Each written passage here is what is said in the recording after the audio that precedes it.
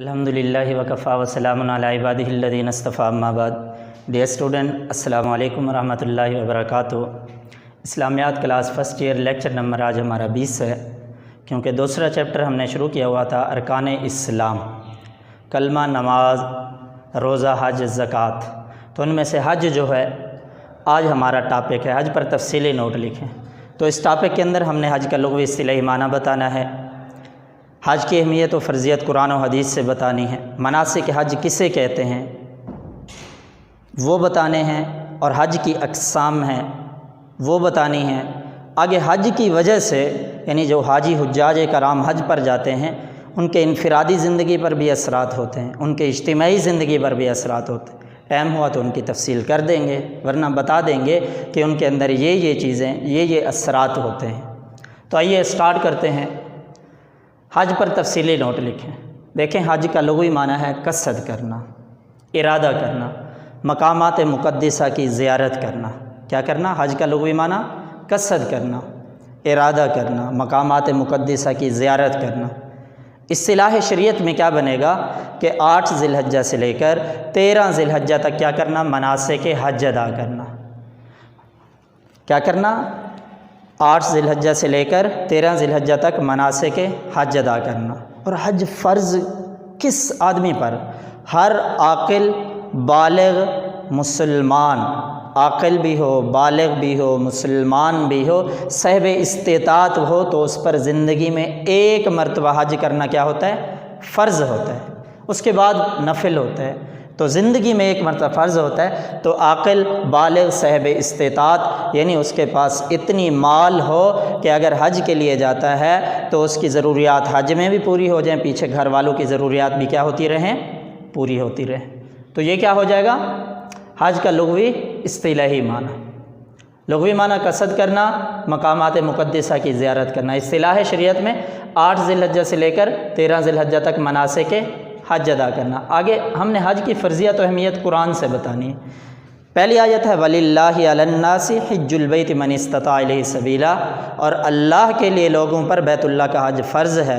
مَنِ اسْتَطَاعَ إِلَيْهِ سَبِيلًا، جو اس کی طرف جانے کی کیا رکھتا ہو؟ طاقت رکھتا ہو. کیا ہے؟ اللہ کے لیے لوگوں پر بیت اللہ کا حج فرض ہے. مَنِ اسْتَطَاعَ إِلَيْهِ سَبِيلًا، جو اس کی طرف کیا رکھتا ہو؟ طاقت رکھتا ہو. دوسری آیت کیا ہے؟ الحج اشہر معلومات، کہ حج کے مہینے کیا ہیں؟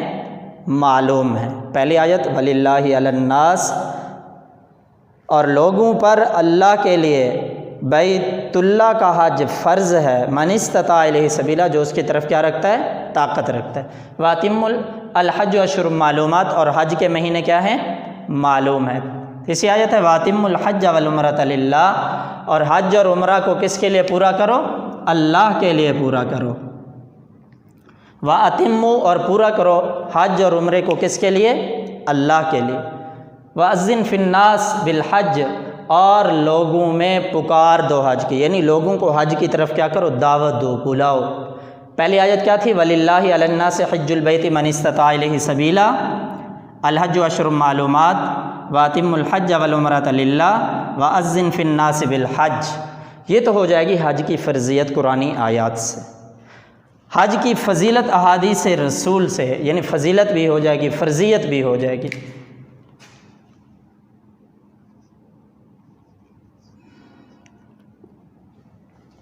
دیکھیں، آپ صلی اللہ علیہ وسلم نے فرمایا جو کوئی اللہ کے حکم کی تعمیل میں حج کرتا ہے اور دوران حج فسق و فجور سے اپنے آپ کو بچاتا ہے، اپنے آپ کو محفوظ رکھتا ہے، یعنی چوری کرنا، غیبت کرنا، جھوٹ بولنا، ان سب چیزوں سے، فسق و فجور ہے، ان سے اپنے آپ کو بچاتا ہے، تو جب وہ حج کر کے واپس لوٹتا ہے گویا کہ اس طرح لوٹتا ہے جس طرح کہ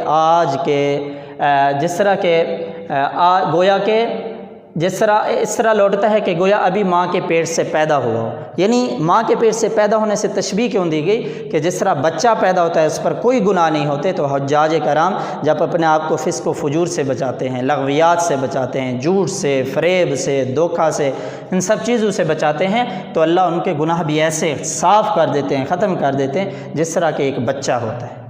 تو کیا ہے؟ آپ صلی اللہ علیہ وسلم نے فرمایا جو کوئی اللہ کے حکم کی تعمیل میں حج کرتا ہے اور دوران حج فسق و فجور سے باز رہتا ہے، وہ گناہوں سے اس طرح پاک ہو کر لوٹتا ہے گویا کہ ابھی ماں کے پیٹ سے پیدا ہو، یعنی اس پر اب کوئی گناہ نہیں ہے۔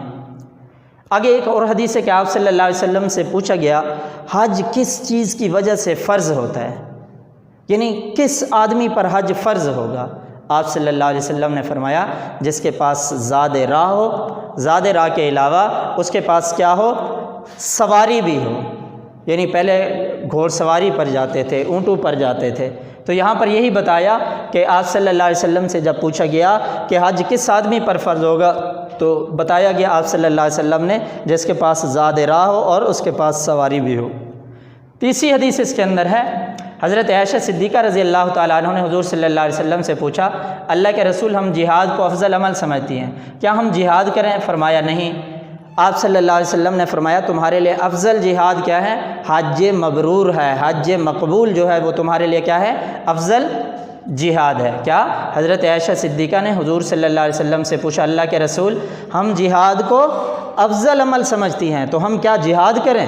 آپ صلی اللہ علیہ وسلم نے فرمایا نہیں، آپ کو جہاد نہیں کرنا، بلکہ تمہارے لیے جو ہے افضل جہاد وہ حج مقبول ہے۔ یہ تین احادیث ہو گئی، لغوی اصطلاحی معنی ہو گیا، آیات ہو گئی اور یہ احادیث ہو گئی۔ یہ حج کی فرضیت و اہمیت پر ہیں۔ آگے ہے مناسک حج۔ ویسے تو حج کے ارکان و افعال کو مناسک حج کہا جاتا ہے۔ حج کے اندر جو ہم افعال کرتے ہیں، ارکان ادا کرتے ہیں، ان کو کیا کہا جاتا ہے؟ مناسک حج کہا جاتا ہے، اور ان میں سے یہاں پر کچھ درج کر دیے ہیں، ویسے ان کی تھوڑی سی وضاحت ہوتی ہے، آپ ان کو بعد میں دینا ٹائم کے مختصر ہونے کی وجہ سے۔ تو وہ مناسک حج کون کون سے ہیں؟ جیسا کہ احرام ہے، احرام انسان بیت اللہ کا حج کے لیے جاتا ہے تو یہ شرط ہوتا ہے۔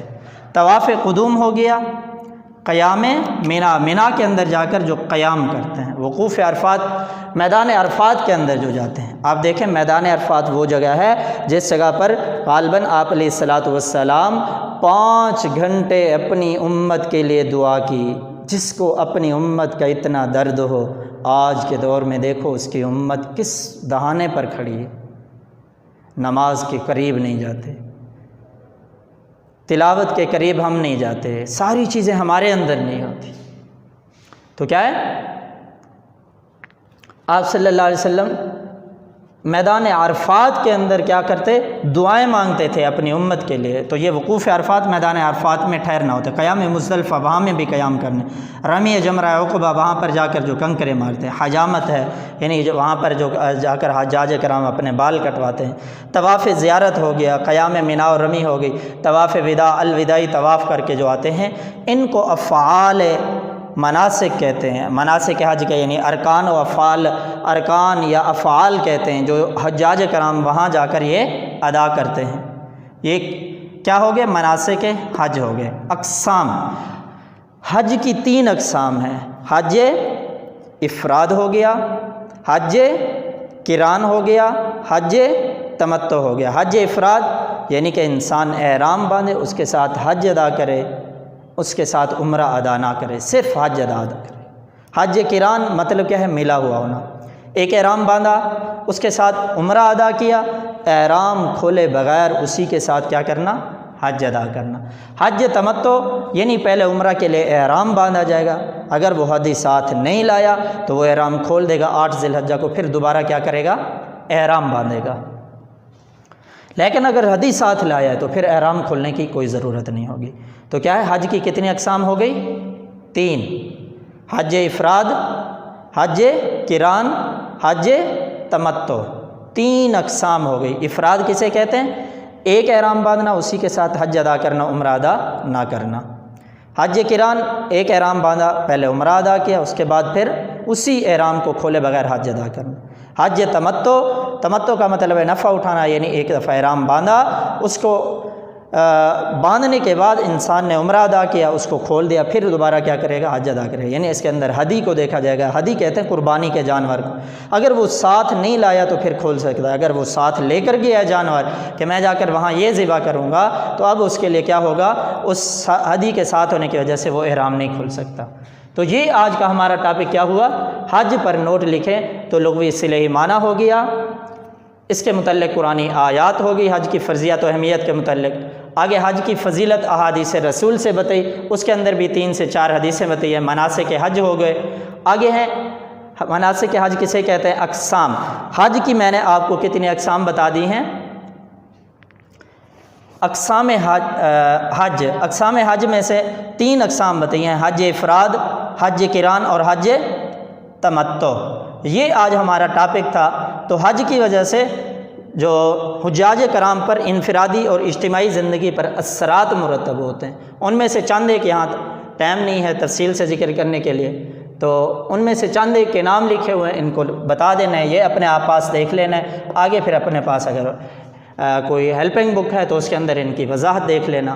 دیکھیں، حج کے انفرادی زندگی پر اثرات میں سے احساس بندگی ہے، خشیت الہی ہے، یعنی اللہ تعالیٰ کی طرف کیا ہے؟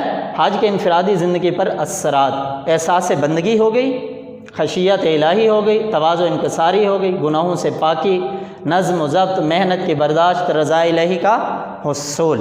یعنی جب بھی حجاج کرام جاتے ہیں مقصد تو یہی ہوتا ہے اللہ کی ذات ہم سے کیا ہو جائے؟ راضی ہو جائے۔ یہ فضیلت تھی، میں نے ادا کی تو اللہ کی ذات ہم سے راضی ہو جائے گی۔ تو احساس بندگی بھی ادھر شامل ہوتی ہے، خشیت الہی کہ اللہ کا خوف بھی ہوتا ہے، تواضع انکسار سے کہ جو کچھ بھی میں کر رہا ہوں اللہ تعالیٰ کی رضا اور خوشنودی کے لیے کر رہا ہوں۔ گناہوں سے پاکی، جس طرح کہ یہ حدیث میں نے آپ کو بتائی ہے، یہ کہ آدمی بیت اللہ کا حج کرنے کے لیے جاتا ہے، اپنے آپ کو فسق و فجور سے بچاتا ہے، تو اس طرح لوٹتا ہے گویا کہ آج اپنی ماں کے پیٹ سے پیدا ہوا، ایسے ہی تو نہیں کہا۔ تو یہی ہے کہ اس کی زندگی پر یہ اثرات گناہوں سے پاکی بھی ہے کہ انسان گناہوں سے پاک ہو کر وہاں سے لوٹتا ہے۔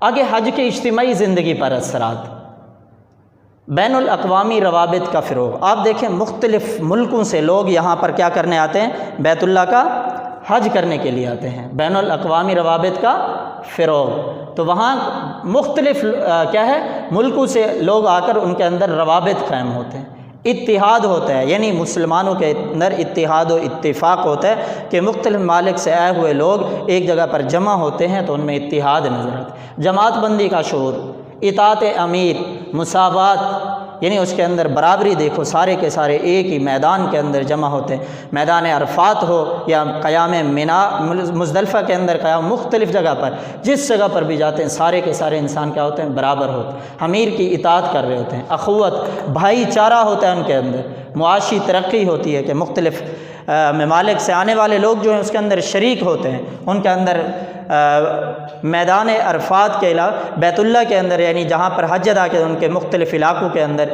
ایک بہت بڑی منڈی قائم ہو جاتی ہے، جس کی وجہ سے کیا ہوتا ہے؟ معاشی ترقی ہوتی ہے۔ تو آج کا ہمارا ٹاپک لغوی اصطلاحی معنی دیکھنا ہے، حج کی فرضیت و اہمیت قرآن سے، احادیث سے، مناسک حج، حج کی اقسام اور حج کے انفرادی زندگی پر اثرات اور اجتماعی زندگی پر اثرات۔ یہ آج کا ہمارا ٹاپک مکمل ہوا۔ اللہ تعالی ہمیں اس پر عمل کرنے کی توفیق عطا فرمائے۔ السلام علیکم ورحمۃ اللہ وبرکاتہ۔